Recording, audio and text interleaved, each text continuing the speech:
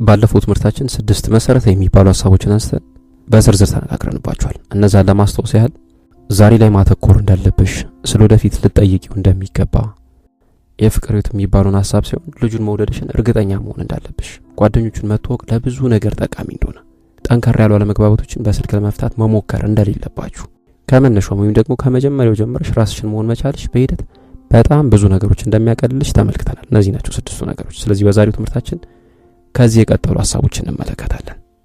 7ኛው ቀይ መብራቶችን በቸልታ አትለፊ። ሲዋሽ ብታገኙ፣ ሻይ ቡና ልትሉ ገብታችሁ የምታስተናግዳችሁ ልጅ ሲያመናጭቅ ብትመለከቺ፣ ጓደኞቹን ሲያማብሰሚ፣ እነዚህ ነገሮች በፍጹም የአንድ ጊዜ ጉዳይ ወይም ደግሞ የአጋጣሚ ነገሮች ናቸው ብለሽ እንዲሁ በቸልታ ማለፍ የለብሽም። በተለይ ደግሞ እነዚህን ወይም ደግሞ እነዚህን የመሳሰሉ አልባሌ ተግባራት ሲያደርግ ተመልክተሽ ውስጥሽ ደንገጥ የሚል ከሆነ የሆነ በጣም የሚገርም አይነት ስሜት ከተፈጠረብሽ ይሄንን ሁኔታ እንደ ማንቂያ ደወል ልትወስዱ ይገባል። ምክንያቱም እንደነዚህ አይነት ቀይ መብራቶችን ችላ ማለት የውሃ ሊደር እንጂ በጣም ብዙ ዋጋ ብዙ መዘዝ ማስከተሉ ማይቀር ነገር ነው። ስለዚህ እነዚህን በጣም ጥቃቅን የሚመስሉ ሌሎች ሰዎች ላይ ያየሻቸውን ነገሮች ነገ ከነገ ወዲያ አንቺ ላይ ሊሆኑ እንደማይችሉ በምንም መልኩ እርግጠኛ መሆናችን ወይም ደግሞ ለዚህ የሚሆን ማረጋገጫ የለሽም። ስለዚህ በተቻለሽ መጠን ቀይ መብራቶችን በቸልታ ልታልፊ አይገባም። ግን ደግሞ እዚህ ጋር አንድ ነገር ልበልት ይገባል። በዚህ ዓለም ላይ ፐርፌክት ወይም ደግሞ እንከን የለሽ የሚባል ሰው የለም። ስለዚህ ሁሉንም ክፍተቶችን እንደ ማንቂያ ደወል ወስደሽ ወይም ደግሞ ሁሉንም ነገር እንደ ቀይ መብራት እየወሰድሽ ራስሽን የሆነ አላስፈላጊ አይነት ውጥረት ውስጥ ልትከቺ አይገባም። 8ኛው የየብቻ ጊዜ ይኖራችሁ። እዚህ ጋር አዲስ የፍቅር ህይወት የሚባለው ነገር ከምታስቡት በላይ አስደሳችና በሳቅ በጨዋታ የተሞላ ነው። በዚህ ምክንያት ብቻ ከጓደኞቻችሁም ከስራችሁም የሆነችውን ሳሻራርፋችሁ ያቺን ሰዓት ፍቅረኛችሁን ለማግኘት ልትጠቀሙ ትችላላችሁ። ወይም ደግሞ የመጀመሪያ ምርጫችሁ ይሄ ነው።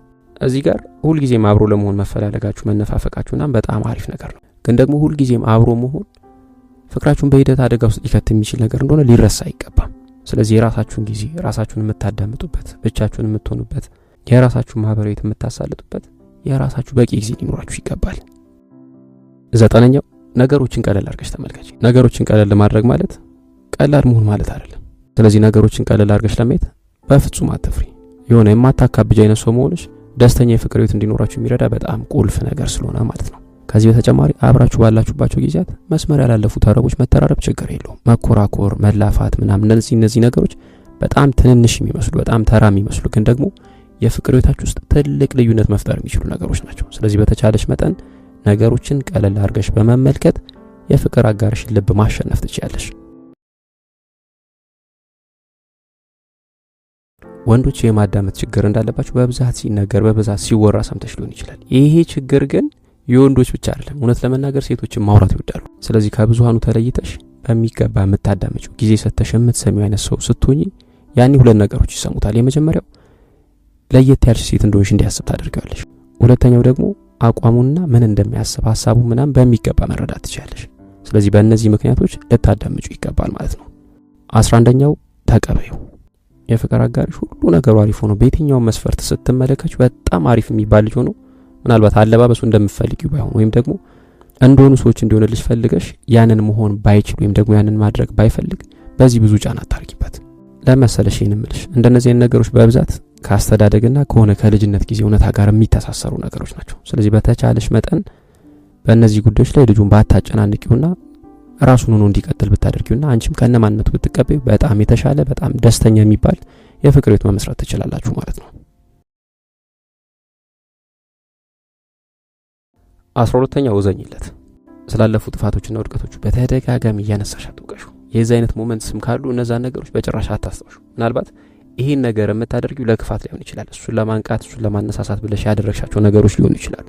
ግን ደግሞ እንደነዚህ አይነት ነገሮችን ስታነሽ ባላሰብሽው መልኩ ባልጠበቅሽው መልኩ ቅስሙ ሊሰበር ይችላል። ስለዚህ በተቻለሽ መጠን እንደነዚህ አይነት ነገሮችን አድረስ ስታደርጊ በጥንቃቄ ልታደርጊ ይገባል። ለምሳሌ ይሄን እምልሽ ወንዶች ከምታስቢው በላይ በጣም ሴንሲቲቭ ፍጥረታት ናቸው። በተለይ ደግሞ ከሚወዷት የኔ ብሎ ከሚሏት ሰው እንደዚህ አይነት ኔጌቲቭ ነገሮችን ሲሰሙ ቅስማቸው ስብር ነው የሚለው ማለት ነው። ስለዚህ በተቻለሽ መጠን ልታዝኝለትና ኔጌቲቭ ነገሮችን አድረስ ስታደርጊ በጥንቃቄ ልታደርጊ ይገባል ማለት ነው። 13ኛው አእምሮሽን ማንበብ አይችልም። የሚሰማሽን ነገር በሙሉ በግልጽ ነገር ምናልባት 100 ጊዜ ነገርሽው ነገር ቢሆን እንኳን አንቺ እያሰብሽ ያለውን ነገር ሊያውቅ ወይም ደግሞ አንቺ እንደምታስቢው ሊያስብ አይችልም። ስለዚህ በተቻለሽ መጠን ነገሮችን የምታስቢያቸው ነገሮች በግልጽ ልትነግሪው ይገባል። ሳትነግሪው እንዲሁ አይቶሽ ብቻ ምን እንደምትፈልጊ እንዲያቀልሽ በፍጹም አትጠብቂ። በጣም ብዙ ሴቶች የሚሳሳቱበትና የሚሰሩ ስህተት ይሄ ነው የፍቅር ህይወት ውስጥ ምንም ነገር ሳይሉ ሁኔታቸውን ሙዳቸውን ብቻ አይቶ የፍቅር አጋራቸው እንዲሆናለች ወይም ደግሞ እንደዛው ሆናለች ብለው እንዲያስቡና የሆነ ነገር እንዲያደርጉላት ይፈልጋሉ። ይሄ ሊሆን የማይገባው ነገር ነው። ምክንያቱም ወንድ ልጅ አእምሮሽን ሊያነብ አይችልም። 14ኛ አንድ ቡድን ናችሁ። እዚህ ጋር ይኸውልሽ አልፎ አልፎ ከፍቅር አጋርሽ ጋር ልትጨቃጨቂ ልትጣይ ምናምን ትቻለሽ። ግን ደግሞ መጨቃጨቃችሁ መጣላታችሁ ምናምን ባላንጥ ወይም ደግሞ ባለጋራ ናችሁ ማለት አይደለም። ሁለታችሁም ወደ አንድ አቅጣጫ ወደ አንድ ዳይሬክሽን ለአንድ ዓላማ የተሰለፋችሁ ሰዎች እንደሆኑ በፍጹም ልትረሺ አይገባም። ስለዚህ አለመግባባት ውስጥ ሆናችሁ እንኳን እንደ ቡድን ማሰብሽን በጭራሽ እንዳታቆም ወይም ደግሞ እንደ ቡድን የማሰብ ዝንባሌያችሁ ልታጡ አይገባም። 15ኛው አትቸኩይ። ይኸውልሽ ነገሮች ሁሉ ስክትክት ባሉበት ጊዜ በችኮላ ወደሆነ ነገር መግባት በጣም ትክክል ሊመስል የሚችል ነገር ሊሆን ይችላል። ግን ደግሞ ሁሉም ነገር በቅጽበት ሊቀያየር እንደሚችል ወይም ደግሞ መጀመሪያ እንዳይሹ ሊሆን እንደማይችል ልትረሺ አይገባም። ስለዚህ ቸኩለሽ ወደ ፍቅር ውስጥ መግባት ሌላ ተጨማሪ ስትረስ ምክንያት ሊሆን ይችላል።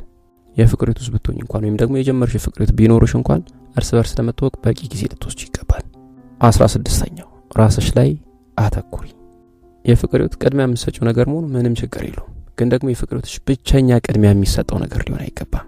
ከፍቅር ውስጥሽም ሊሆን ይችላል ከሌሎች ህይወት መስተጋብሮችሽም በመጀመሪያ ደረጃ ሊመጣ የሚገባውና በመጀመሪያ ትኩረት ሊሰጠው የሚገባው አንቺነትሽ ነው። ራስሽ ነሽ። ሁሉ ጊዜም ራስሽ ላይ ልታተኩሪ ይገባል። ለራስሽ ቅድሚያ ልትሰጪ ይገባል። ህልምሽንና ግብሽን እውን ለማድረግ ፍላጎትና ዝንባሌሽን ለመከተል ሁሉ ጊዜም እነዚህ ነገሮች ለማድረግ ቅድሚያ ልትሰጪ ይገባል። 17ኛው እንከን የለሽ ለመሆን እንዳትሞክሪ። እንከን የለሽ ወይም ደግሞ ፍጹም የሚባል የፍቅር ህይወት የለም።